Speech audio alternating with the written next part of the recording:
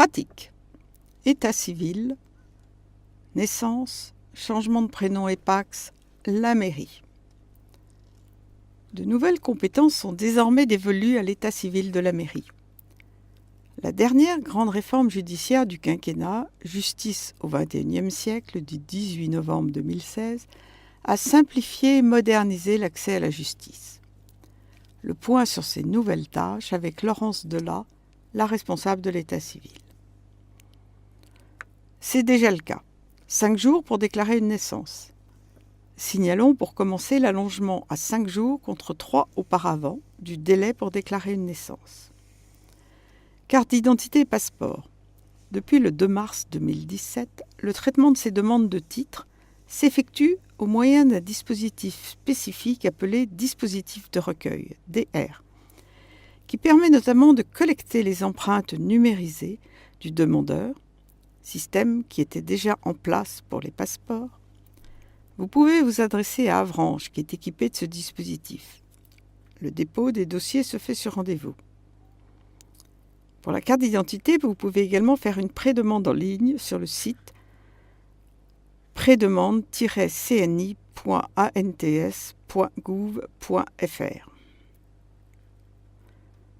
Changement de prénom. La procédure pour changer de prénom a elle aussi été récemment simplifiée. Plus besoin de se rendre au tribunal. Il suffit de prendre rendez-vous à la mairie désormais. Il faut savoir que près de 3000 personnes changent de prénom chaque année en France. Mais rappelons que tout le monde ne peut pas librement faire modifier son prénom, puisqu'il faut que le demandeur justifie d'un intérêt légitime pour le faire. Article 60 du Code civil. Et à partir du 1er novembre 2017, transfert des PACS en mairie. Parmi les autres mesures notables figure l'enregistrement du pacte civil de solidarité, PACS, à la mairie et non plus au tribunal à partir du 1er novembre 2017. L'Association des maires de France, AMF, a émis des réserves sur les conséquences financières du transfert des PACS aux communes. La question de la compensation financière par l'État reste à aborder. En attendant, d'après un sondage récent, vous êtes largement favorable à ce transfert des PACS. 49% de favorables, ne se prononcent pas 25% et non 25%. Laurence Delat, le nouveau visage de la responsable de l'état civil.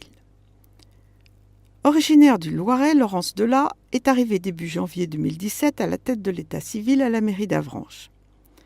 23 ans dans la fonction publique, mais aucune lassitude, au contraire. L'accueil du public, c'est ma mission première et j'apprécie cela, sinon je ne le ferai pas depuis tout ce temps. Et depuis 2005, date des premiers doubles noms, elle apprécie la diversité de son métier et ses évolutions. C'est un métier extrêmement enrichissant auprès du public. Et depuis quelques années, en fait depuis 2005, c'est un métier en constante évolution, ne s'ennuie jamais. Et les changements actuels aussi. La petite révolution en soi, c'est certainement le PACS en mairie. Les usagers seront plus à même d'aller à la mairie qu'au tribunal. Vous aurez certainement l'occasion de rencontrer Laurence Delat et son beau sourire.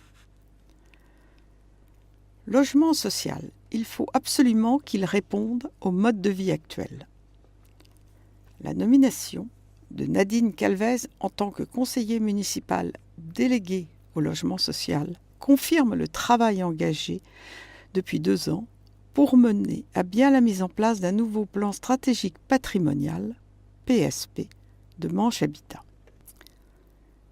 Vous travaillez actuellement à l'élaboration du PSP 2019-2023, qui devra être opérationnel en 2019.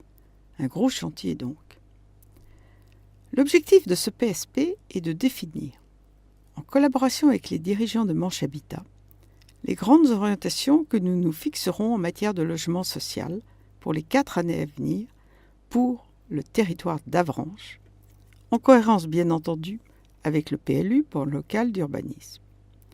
Nous sommes encore en pleine réflexion aujourd'hui, mais d'ores et déjà nos priorités seront de prendre en compte le vieillissement de la population, l'augmentation des familles monoparentales, d'améliorer les logements pour une meilleure accessibilité pour les PMR, personnes à mobilité réduite, en rendant les logements plus accessibles. Quels seront les chantiers pour rendre ces logements plus accessibles? Peu d'immeubles possèdent un ascenseur à Avranches. C'est donc le premier chantier que nous engagerons. D'ailleurs, une étude de faisabilité est actuellement en cours sur des immeubles de la Turfaudière. Remplacer les baignoires par des douches accessibles. Agrandir une pièce de vie en abattant une cloison sont d'autres chantiers envisagés. Quelles seront également vos grandes priorités? Un autre de nos objectifs est de construire des logements qui répondent aux normes écologiques avec des charges réduites. Par ailleurs, nous souhaitons ne pas concentrer le logement social sur des quartiers, mais le disséminer dans la ville. De plus, il faut absolument que les logements répondent au mode de vie actuel, et donc moderniser notre parc. Sans doute devrons-nous déconstruire quelques logements, afin de reconsidérer le quartier. Quel est le taux de vacance des logements Manche Habitat sur Avranches? Aujourd'hui, il existe 87 logements vacants, dont une majorité de T4. Nous avons mis en place un partenariat avec les lycées afin de faciliter l'accès de quelques T1 T bis et de quelques T4 aux étudiants de BTS. Ces logements sont situés près des lycées et sont donc peu onéreux, surtout pour les étudiants qui bénéficient de l'APL et qui acceptent de vivre en colocation. Nous porterons une attention toute particulière à ce problème de vacances dans l'élaboration de ce nouveau PSP. Monsieur Osmond, un médiateur pour Manche Habitat.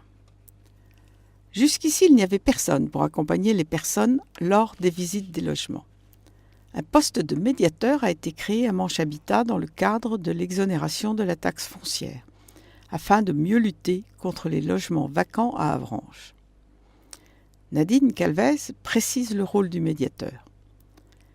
Il est en relation directe avec le demandeur, avec une solide connaissance des logements et du quartier.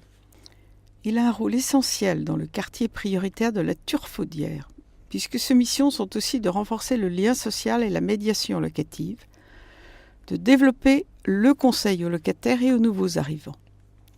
Il est à l'écoute des habitants et joue un rôle pour apaiser les tensions éventuelles. Il a aussi une mission relative à l'amélioration du cadre de vie et de l'image du quartier.